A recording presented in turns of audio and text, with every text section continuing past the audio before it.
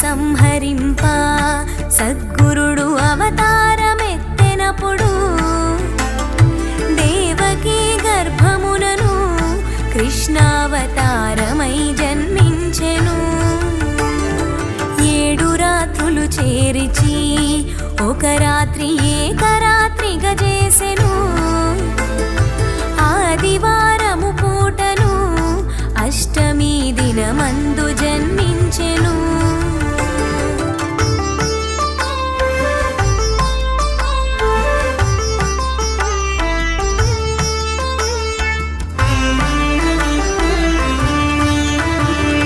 తలతోను జన్మమైతే తనకు బహుమోసంబు వచ్చుననుచు